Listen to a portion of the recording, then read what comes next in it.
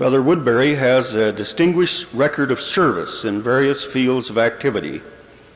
In the business world, he's been the president of the Culver Aircraft Corporation, president and chairman of Air Capital Manufacturing Incorporated, resident manager of the Bach & Company, members of the New York Stock Exchange in Wichita, Kansas. Presently is the vice president of Zion's First National Bank. I couldn't help but notice that various of his business activities have been interrupted by a mission call. Among civic activities, he has served as the president of the Utah Symphony Orchestra and is now president emeritus of that organization. He's also a member of the Executive Endowment Committee of the Primary Children's Hospital. In his church activities, he's given generously of his time and effort in missionary service. As a young man, he served in the Swiss-German mission. He's been district president of the Central Kansas District, a member of the presidency of the Central States Mission, and served as president of the British Mission, 1958 to 62. Later on the General Priesthood Missionary Committee, is now advisor to the Executive Church Missionary Committee. President Woodbury, it's a great pleasure for me to present to you our faculty and student body and guests and present you to them as our speaker this afternoon.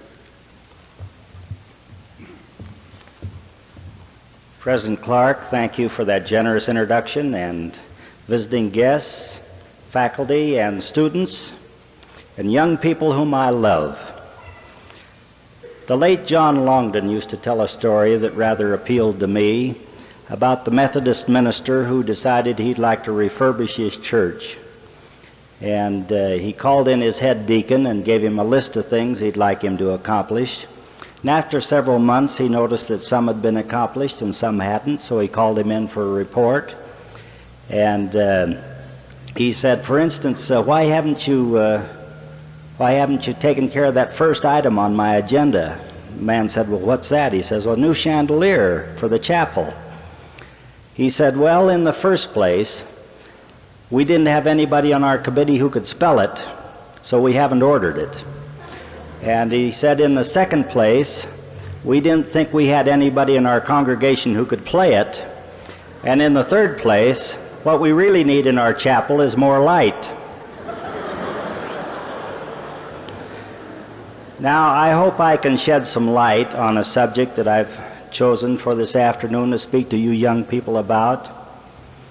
I've often wondered why we as young people and mature individuals go on making the same mistakes that our parents made and our grandparents made. And by the way, President Clark, you forgot our 8 grandchildren, and I want you to look at the prettiest grandmother I know, and we call her Bubbles. But I've often wondered why we couldn't stand on the shoulders of those who went before us, why we have to keep making the same mistakes and starting over again in life. And so I thought, if I had 30 minutes or 35 minutes to talk to my son, I'd like to say just a few things to my son, and I'm going to play like I'm talking to my son today, and these are the things I'd like to say to my son in connection with life that I think might be helpful for us to stand on the shoulders of those who went before, rather than groveling down underneath and making the same mistakes over and over again. I think the first thing I'd say is, son, get all the education you can. We're living in a different world than your daddy lived in. In my world, anyone that had some enthusiasm and some energy and ambition could generally go out and make a pretty good living, but that time is gone. The people who make the living today are the people who are prepared for it. Someone said, he who fails to prepare, prepares to fail. And I believe that with all my heart. Back in Wichita, Kansas, I had an associate that was an old German an attorney. And he was quite a fellow. I wish you all could have known him, because he was a great tutor in my life. He was a courtroom trial lawyer, And if he had a real important case he needed to try, when he'd get up before breakfast, he'd put on a military record and march around the room so he'd kind of get the spirit of fight. But that gives you an indication as to his personality. He was one of these men of the last generation who never learned to shave himself. This was before the electric razor. And every day it was his habit and custom to go into a barber shop and get his shave. One morning as he walked into the barber shop, he noticed that the apprentice barber that occupied the center chair had his shingle out. He'd got his license. And so he congratulated him, and he said, "What did you have to do to get this license?" He said, "I had to take a test." He said, "Did you pass the test?" He says, "Well, sure I passed it, or I wouldn't have got this license." He says, "Well, what kind of a grade did you get?" He said, "Well, I'd rather not tell you." Mr. Yankee says, "I want you to tell me. Now, what kind of a grade did you get?" He said, "Well, I passed." He says, "Actually, I only got 50% in shaving, but they gave me 100% in stopping the blood." Now, I think in our generation we were blood stoppers, and I think we still are blood stoppers. If a great crisis comes up, we find some way to bullet through and to find out a way to take care of it. But I think in your generation you should be shavers. You should be the ones that know how to shave, that know how to go around these great crises that seem to come to us all the time, and the only way you can, son, is through education. Then the second thing, son, let me suggest to you that you have an open mind, that you learn from others. When I was a young man, 32 years old, I had a great responsibility thrust on my shoulders. I was made president of an aircraft company, and we had 1,000 employees. And it did two things to me. One, I was aware of the responsibility, but second, I was also aware of the great position I had. And I'm afraid it came a little too young in life for me. And so every day, my old associate about whom I've been telling you, Mr. Yankee, used to pass by my desk, and he'd say, "Bye, what are your troubles today?" And of course, I couldn't afford to have troubles. I had to be too self-sufficient. So I said, "I don't have any troubles." Till finally one day he came and sat down by the side of my desk, and he says, "You know, Bye, I'm worried about you." I said, "What's the matter?" He says, "Well, you're not growing." He says, "You're just static." And he says, "I worry about anybody in this life who's static." And I says, "Well, how do you figure all that?" He says, "Well, every day I come by your desk and ask you what your troubles are, and you tell me you have no troubles. And anybody that hasn't any troubles can't grow. Troubles are the only thing that make us grow and make us gain experience." Well, now I got the point. And from then on, every time he passed my desk, I had a long list that was my trouble list. And I used to read him my trouble list. And you know, it was remarkable how his experience could come to me and say, "Well, now you settle this way, you take care of this trouble this way," and so on. And I learned a great truth in life, and that is that we should gain from the experience of others and keep an open mind in order that we might stand on their shoulders. Now, the third thing I'd say to you, son, be humble. Be meek. It seems to me that a humble man gets some help, but the self-sufficient man never gets any help. For instance, if President Clark would say to his associates, "My, this is a big job for me to do in this school, and I can't do it without your help, but with your help I think we might be able to get by," then I'm sure he's going to get all kinds of help from his associates, from the faculty members and the administrative staff of this school. But if he were to take an attitude, which he doesn't, that he could do it all by himself, there'd be no help come to him. Let me tell you a wonderful story. It came to me in my life in the 50s sometime. We were organizing the Kansas City Stake. And really the Kansas City Stake is the center stake of Zion because it's in Jackson County, Missouri, as you know. And on this particular morning I was asked to conduct the exercises. And Brother Lee had been sent out with Brother Mark Peterson to help organize the stake. And as I sat next to Brother Lee, Brother Lee would say, call on so-and-so, now call on so-and-so to talk, now call on someone else. And then he finally said to me, now, Brother Woodbury, we'd like you to take a few minutes. So I got up and talked. And then when I sat down, these remarkable words. Now, Brother Woodbury, do you think it would be all right if I took a few minutes? Well, the humility of that man made a deep impression on me. He could have said, now, Brother Woodbury, call on me. But he said, Brother Woodbury, do you think it'd be all right if I take a few minutes? I love humility, and the reason I love it is because a humble man is a man that'll get help, and a humble man is a man who will get the job done. I remember one experience in my life when I was in the airplane business. I was associated with Walter Beach, and Walter Beach was the chairman of our board. We'd run out of our contract, our military contracts with the Army and the Navy, and we had no work to do. So in speaking to the attorney, this Mr. Yankee that I've referred to before, I suggested to him that I take Walter Beach, who was a great name in aviation, back to Washington and see if we couldn't get some business. And he says, well, he says, go ahead and try it, but don't stay away too long. Remember, the plant can't run on its own power, and we're in difficulty here. So Walter Beach and I went back to Washington. And as we got in Washington, I said to Walter, Walter, whom do you know over the Pentagon? And he says, well, I know Hap Arnold. Now, this was before Hap Arnold was a household word. And I said, well, who's Hap Arnold? He says, I don't know. He's over at the Pentagon. So I called down the Aeronautical Chamber of Commerce, and I said, who is General Arnold? And they said, well, he is the General of the Air Force, Commanding General of the Air Force. I said, Walter, that's the one we want to go. I said, call him up and let's get a date. So we went down to see General Arnold, had an afternoon appointment about this time of day. When we got there, General Arnold had been called into a staff meeting, and the girl told us we could either wait or come back the next day for an appointment. Walter says he'd like to come back. I says, no, Walter, let's stay. Let's wait it out, see if we can't see him tonight. So we sat and waited until General Arnold finally came back, and the girl invited us to come in his office. Now here were two old friends that had been flying buddies since World War I back in 1917. So when Walter walked in the office, he says, hello, Hap, and he says, hello, Walter. He says, what do you want? Walter says, we need some business. He says, well, don't tell me you built all those airplanes we gave you contracts for. Walter says, oh, well, those contracts were for Beechcraft. That's another company. He says, but I've come here today on behalf of Culver Aircraft.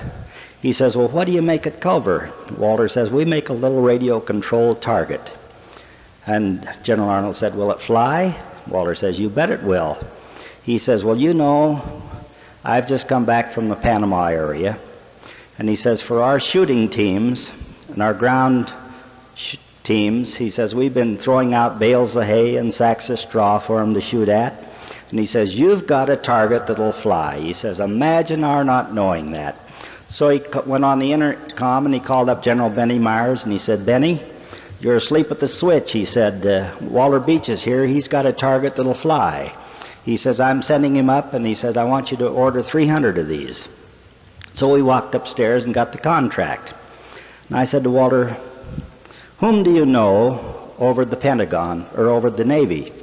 He says, well, I know Jack Towers. I said, who's he? He says, I don't know. He's over the Navy. So I called the Aeronautical Chamber of Commerce and I said, who's Jack Towers? They said, that's Admiral Jack Towers, who is the chief of the air arm of the Navy. I says, Walter, that's the one. Let's go down and see him. Now we went down to see him with the same response, but I wanted to make a point on this Hap Arnold story. Before we left Hap Arnold's office to go upstairs to meet Benny Myers to get the contract, I turned to Walter and I says, Walter, would you mind introducing me to General Arnold? And he turned around and he says, Bye, this is Hap. Hap, this is Bye. Now the point I wanted to make, I could have interposed myself. I could have had a lot to say. But here were two old friends that knew each other intimately. Now why should I, in my youth, interpose myself in a long, old established friendship? And that's what I'm talking about in humility, and I hope you'll forgive my pride in mentioning a personal example about my humility.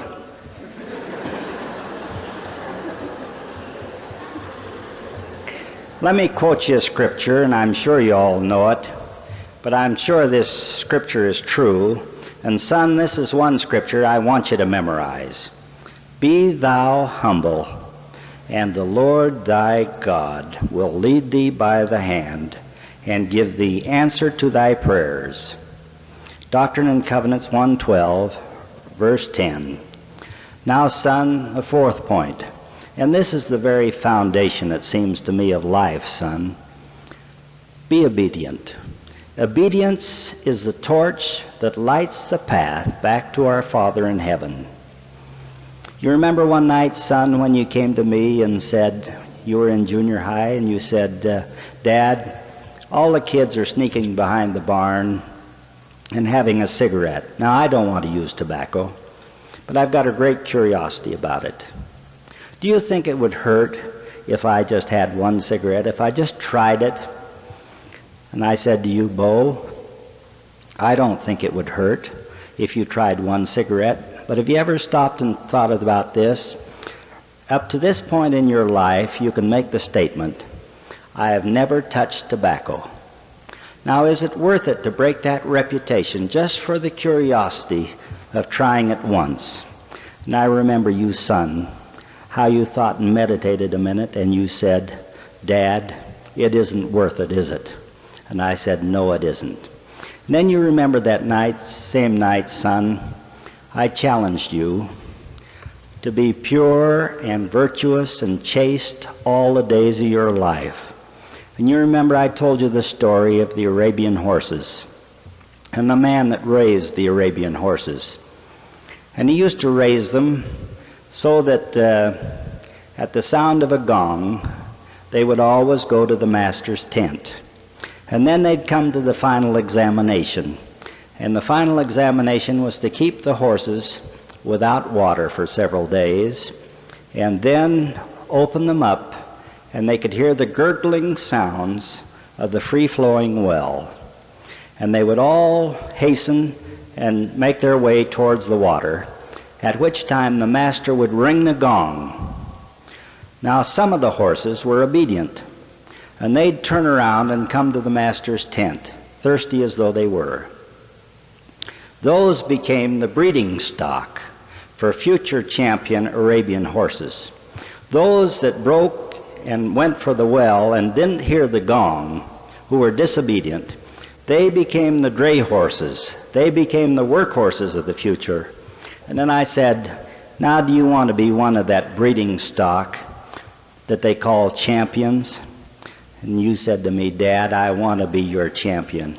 I said, son, as long as you can come into me every night when you go on a date and wake me up and say, Dad, I'm still your champ, until we go in the temple of the Lord and you marry the virtuous, sweet, clean girl you're going to marry, and tell me that you're still my champ, then we will have won the battle on being a champion and living this part of the gospel of Jesus Christ to be obedient.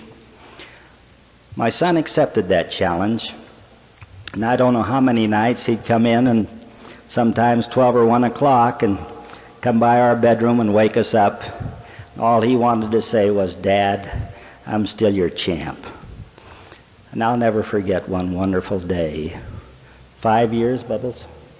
5 years ago, when we went in the temple, and he had this sweet little girl of his choice, and we came into the room where Bo was to be married, and President Tanner was going to perform the ordinance. And before he knelt on the altar to be sealed to his wife for time and all eternity, he came over to me sitting in one of the witness chairs, and I stood up, and he threw his arms around me, and with tears running down his cheeks, he said, Dad, I made it. I'm still your champ. So, son, continue to be obedient all the days of your life, because obedience is the very foundation of success. It's the very foundation of happiness. And to those of us who have been given so much light and knowledge, Let us be obedient. Be a happy, number 5, be a happy, enthusiastic person. Don't have a lot of pet peeves. Don't have a lot of pet hates. Bubbles, you remember that fellow used to live next to us in Kansas named Boyle? We had a neighbor in Kansas, had the most beautiful lawn you ever saw until the dandelions came. And then the dandelions just seemed to take delight in infesting his yard. Now that man had such a fixation about dandelions that he couldn't be happy all year because of those dandelions. He was worrying about his dandelions. He had a fixation about them. So finally he wrote to Washington, the Department of Agriculture, and he said, now we have a dandelion problem in our yard. He says, I've tried such and such a spray, I've tried such and such a powder, and so on. He listed all the things he'd tried, and he said, what else do you have to suggest? And the Department of Agriculture wrote back and said, we note that you've used this spray and this liquid and so on, this powder. We have nothing else to suggest except maybe you ought to learn to love dandelions. Now, son, I want to suggest that maybe you ought to learn to love those things which give you trouble in life. It may be your mother-in-law, it might be your roommate, it might be anybody. But whatever it is, whether it be a person or a thing, learn to love it, because you can learn to love it and live with it and be a happy person. And as far as being enthusiastic, I think enthusiasm is the greatest tool to success that I know of. I love a sentence that I'd like to quote to you from Walter Chrysler. A little boy that worked in the roundhouse down at the Denver and Rio Grande yards in Salt Lake that grew to be the president and the founder of Chrysler Motors. He said the real secret of success is enthusiasm. Yes, more than enthusiasm, I would say excitement. I like to see men get excited. When they get excited, they break down opposition, they master defeat, they make a success of their lives. Well now, son, I've got many things more that I'd like to talk to you about, but time is precious, and maybe we'll have to save some of the rest of these things for a later time. But let me tell you just one more thing in closing. Son, pray about everything in your life. It makes no difference how inconsequential or how consequential. Pray about it. I want to tell you as your dad, I've never had an important thing come up, an important decision in my life, but what I've prayed about it. And when the Lord has seen fit that it was for my good and my need, He's given me answer to my prayers. May I tell you just about one, and I hope I can finish it before our time is up. When we sold our interest in the airplane industry and bought controlling interest of a little company that was manufacturing power lawnmowers, it was a great step for Bubbles and me. This is the first time now that we'd owned our own business. Unfortunately, we'd put most of our money into the business, and we didn't have too much operating capital. So we had to be careful. I remember going in this little office, which was mine, and kneeling on my knees and praying to my Father in heaven and thanking my Father for the great privilege of having a company that was my own. I said, now, Father, I want to ask a favor of you. I want to ask you if you'll be on our board of directors. Now, I know that sounds a little funny to you, Father, but I know that I can't see around corners and I can't see over the hills. So can I just ask that you be on our board, that when I need to come to thee for help, I can get that help. And I'll covenant with thee that I'll pay an honest tithe on all the money I take out of this company. I'll conduct this business in an honorable fashion so that your spirit will be comfortable here if you'll just sit on our board. Well, now, in 1946, we started out, and there was a great hunger for everything that was manufactured. It was right after the war. We had no trouble selling anything. All we had to do was just pick up the phone and take the orders. Until one day, tragedy struck. One day, one of the companies from whom we were buying engines, our principal source, went on strike, Briggs and Stratton up in Milwaukee. We had to turn to Clinton Machine Company over in Clinton, Michigan. And they weren't giving us enough engines, and finally it got to the point to where we couldn't economically operate our plant. Now this was a time I went on my knees to our board of directors. And I said, Father, I need help. I've got all my money sewed up in here, and I need direction. What should I do? And the thought crossed my mind while I was on my knees, go see the president of the Clinton Machine Company. So I hopped an airplane and I went up to Detroit, stayed overnight there, and I remember getting up in the morning and saying my prayers and saying, Father in heaven, I'm here now, but I'm not smart enough to get engines on my own. Will you put the words in my mouth that I ought to say? Between the two of us we can get the job done, but I can't do it alone. Just put the words in my mouth. Well, I took the bus on down to Clinton, Michigan. I went in this factory. I said to the girl on the information desk, I'd like to see Mr. Thomas. I'm Mr. Woodbury from Kansas. She says, the line forms to the right. And I looked over there, and here was a whole line of men lined up to see Mr. Thomas, the president of Clinton Machine Companies. Well, now, he was quite a man. He left his door open so we could hear everything that was going on. And we heard him turn down men of more affluence than ours company, people that had more finances than our company. And finally the girl came to him and said, his secretary said, Miles is calling you from Chicago. Now we were selling Sears Roebuck, so I knew who Miles was. That was Miles Geringer. And so I listened to him talk to Miles Geringer on the phone.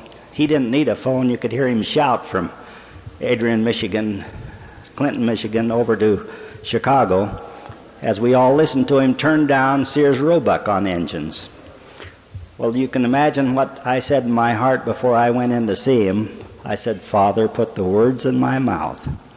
Now, I want to witness to you young people that our Father in heaven did put the words in my mouth, because I wouldn't have had the courage to say the thing I said when I went in there. I said, Mr. Thomas, I'm Mr. Woodbury from Wichita, Kansas, and I've come here to see if you'd invite me home to dinner.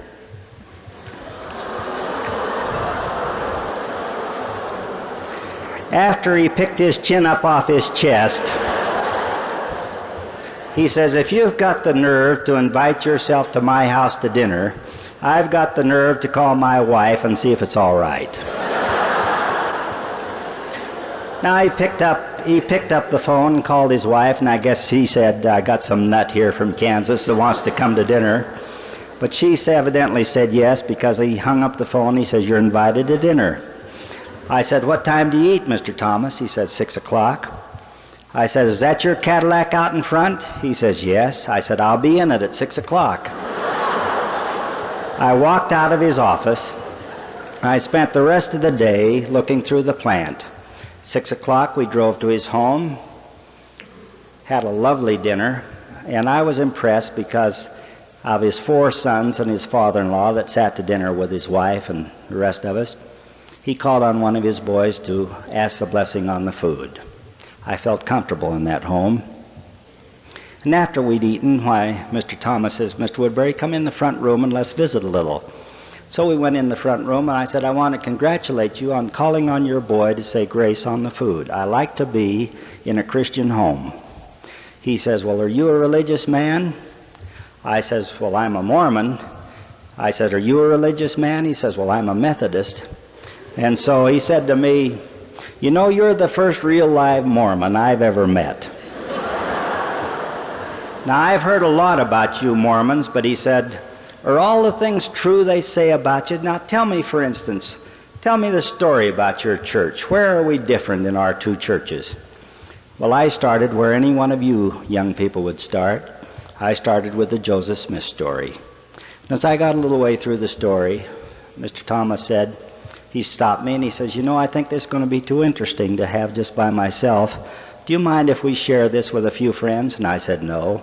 So I went over the phone and he called up his banker that lived across the street, his lawyer that lived in the next block. And then he called his Methodist minister. I could just see those engines flying out the window. As we sat down, Mr. Thomas said, well, now Mr. Woodbury was telling me about the Mormon church, and I thought it was going to be a very interesting evening, so I thought I'd like to invite you all over to hear what we talk about. He says, now you go ahead, Mr. Woodbury, and start where you started before. So I started with the Joseph Smith story. Now at 12 o'clock, Don Thomas, and now we were all on a first-name basis. I was calling him Don, he was calling me Bi. The Methodist minister was Jim. And Don says, you know, I cook awfully good breakfast. He says, let's go out and have some ham and eggs. So we went out in the kitchen, and he cooked up some ham and eggs, and we sat around the table and had breakfast. And as he poured the coffee, I turned my cup over. And Jim, the minister, said, don't you drink coffee? And I said, no, I don't. He says, for health or religious reasons? I said, both. I said, you know, we've been so busy talking about other things, I haven't had time to tell you about the word of wisdom. So I told him about the word of wisdom. And then Jim, the minister, had this remarkable sentence to say. You know, I've heard more new things tonight about religion than I heard in all the 4 years I went to divinity school. Now, where do you get all these things? I said, well, Jim, I take no credit for myself. These come to us by revelation from the restored Word of God. He says, well, do you have them in books? I says, they're all written. I told him about the Pearl of Great Price, the Doctrine and Covenants, the Book of Mormon, our standard works. He says, could I get copies of those? And I says, why, sure you could. I'll send them to you with my compliments. He says, well, could I preach to my people out of those books? And I says, well, Jim, you might as well let your people have a little bit of the truth.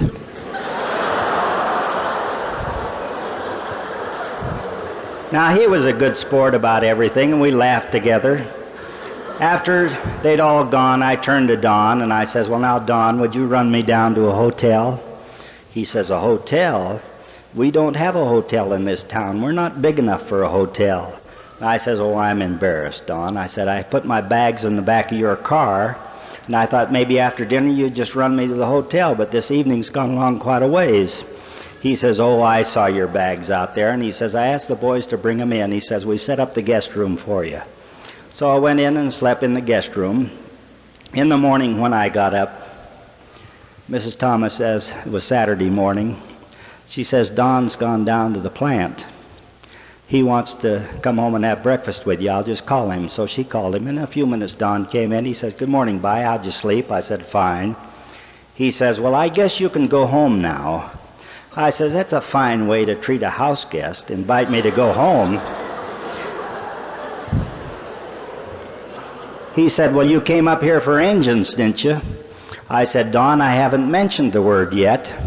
He said, I know, but I went down to the plant this morning. We checked your orders. And he says, we've treated you pretty shabbily.